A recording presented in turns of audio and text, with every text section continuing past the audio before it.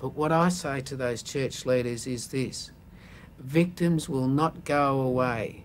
They will hang in there and they will fight. It's a daunting battle, taking on the legal and financial might of the church. The relentless manoeuvring in court makes the bishop's expression of regret seem a hollow act of contrition. This even more so when the church is now finding new ways to silence victims and keep them out of the courts. The abuses that occurred in the orphanages in Western Australia were not unique. The pattern was repeated in other Christian Brothers institutions. Four Corners has learned of similar systematic abuse at this Christian Brothers boys' home, St Vincent's in South Melbourne. But until now, this scandal has never been revealed because victims are being paid not to talk. How many boys do you know who were sexually abused at St Vincent's? A minimum of 50. A minimum of 50 whom I can personally vouch for, who have told me during or shortly after the event that they had been abused. Mark Cage spent 4 years at St Vincent's from the age of 10. He tells of being molested and raped and then beaten with a cricket bat after running away to tell the police. Another St Vincent's old boy has told Four Corners of being repeatedly gang raped by 4 brothers. More than 20 others have sworn statements detailing similar abuses. Oral sex, anal sex, being photographed naked in the raw, and forced to perform oral sex to a camera. Basically, that's what went on. And how many brothers do you believe were involved? Well, I know of 5 who were personally involved. Some of these victims are now seeking justice through the courts. But this is one case that seems certain never to be heard. The extent of the abuses here left the Christian Brothers facing the prospect of a whole new round of compensation claims. The brothers' highest priority, it seems, was to keep a lid on this previously unreported scandal, as any publicity could prompt dozens more victims to come forward. And so the Christian Brothers and the church adopted a new strategy, paying off victims in return for their silence. Four Corners has learned that a series of secret payouts has been made. Victims get money as compensation in return for agreeing never to discuss the matter publicly again. These payouts are among dozens of private deals with victims that are believed to have cost the church several $1 million so far. Isn't the church buying people's silence? I guess that's a conclusion, but it's the same conclusion that would exist in the commercial world, would it not? I mean, is there harm in that? What's your view of that? I don't like it. Why? Oh, well, I mean, I don't believe in swearing people to secrecy. If they're entitled to something, they should be given it. Is the church buying these people's silence? No, well, again, if any individual is doing so, then that's wrong.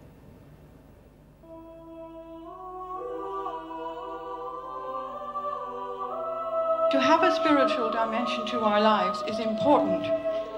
We are Christians and we believe in Jesus.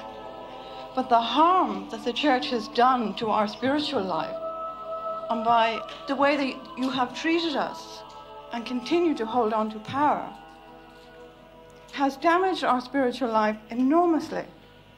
And it is extremely difficult for many survivors to go to communion. The church's strategy has left a legacy of disillusionment and distrust, which turned into an angry outpouring at a conference on sex abuse at Sydney University last month. I'm still a member of the church, but it is with great regret that I say that our leaders have an appalling record.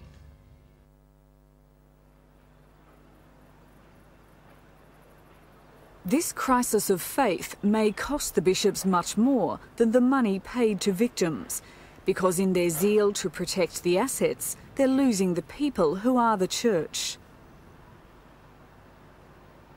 Eileen Piper's faith died with the suicide of her daughter Stephanie 2 years ago at the age of 32. At 17, Stephanie had been raped by a Catholic priest. A blaze of glory streams from heaven's gates, the prize, eternal life. A dream no more, for God himself has opened these holy sacred doors to a peaceful place where all are happy forever in God's holy and loving embrace. By Stephanie. When did Stephanie write that? I would think she wrote it very close to her death. I think it's relative to her, you know,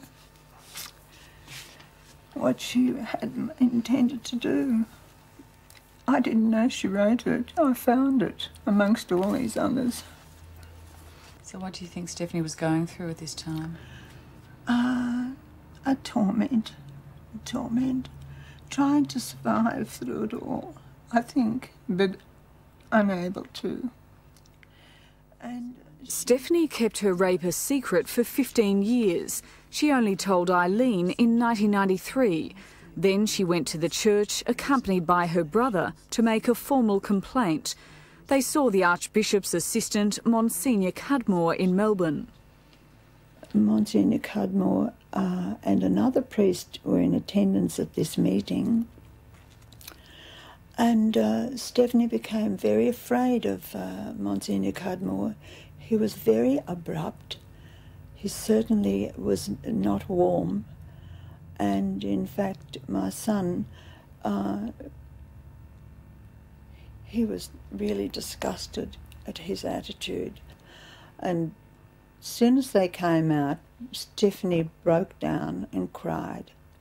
And she said to Brendan, "What's the use? Nobody believes me. What's the use?" Months later, they were advised that Stephanie's complaint could not be substantiated and no further action would be taken by the church. He said, there was no inconclusive evidence, and it's now we've finished with this and it's been passed on to nothing to do with us. It's been alleged by Stephanie that you fondled her breasts in the sacristy. What do you say about that? I deny that. But the view that there was no evidence was not shared by the police. After their investigation, Father Gerard Mulvale was charged with rape, false imprisonment and indecent assault. Because of Stephanie's death, those charges were later dropped, but Mulvale was convicted of sexually assaulting 2 other victims and jailed for 3 years. There's a final twist in this story.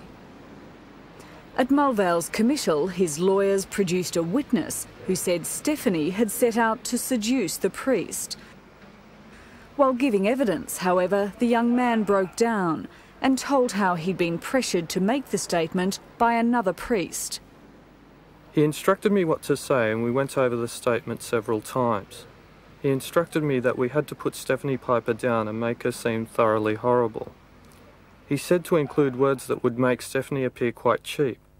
The whole object of this letter was to make Stephanie Piper the villain. Afterwards, the witness said he received a letter from Monsignor Cudmore thanking him for his statement. I felt that this statement that I made condemning her drove her to suicide.